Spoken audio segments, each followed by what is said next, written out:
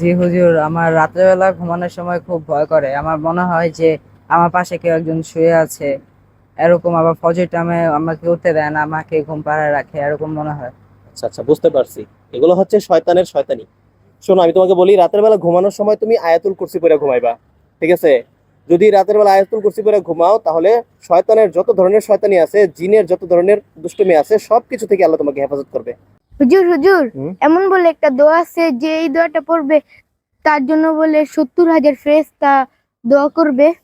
হ্যাঁ হ্যাঁ, এমন একটা দোয়া আছে কোরআন শরীফে, সূরা হাশরের শেষের 3 আয়াত। হ্যাঁ, হাদিসের মধ্যে আছে, যে ব্যক্তি আউযু বিল্লাহিস সামিউল আলিম মিনাশ শাইতানির রাজিম এটুকু 3 বার বলার পর সূরা হাশরের 3 আয়াত যদি সকালবেলা কেউ পড়ে, শেষের 3 আয়াত, তাহলে সন্ধ্যা পর্যন্ত 70,000 ফেরেশতা তার জন্য রহমতের দোয়া করতে থাকে। আর ওই দিন যদি সে মারা যায়, তাহলে সে শহীদি মর্যাদা লাভ করে।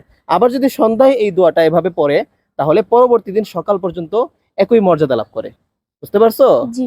হুজুর, দেখেন ফুলটা কত সুন্দর। এই ফুলটা ছিঁড়ে নিয়ে দিয়ে আমার ছোট বোনের জন্য। না রে বাবা, ফুল কেন ছিঁড়বা? ফুল তো গাছই সুন্দর। ফুলটা তুমি ছিঁড়লে এটা মারা যাবে না। আচ্ছা হুজুর, একটা প্রশ্ন করি। কি প্রশ্ন? জান্নাতে সবার আগে কে যাবে?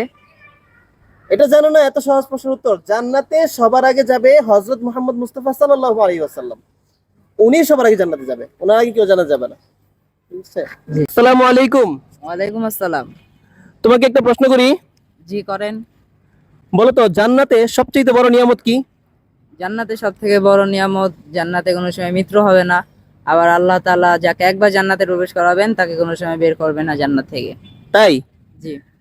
তোমার উত্তর ভুল। জান্নাতে সবচাইতে বড় নিয়ামত হচ্ছে আল্লাহ তাআলার সাক্ষাৎ। আল্লাহ তাআলাকে বান্দা যখন দেখবে, এটাই হচ্ছে বান্দার জন্য সবচাইতে বড় নিয়ামত। সুবহানাল্লাহ।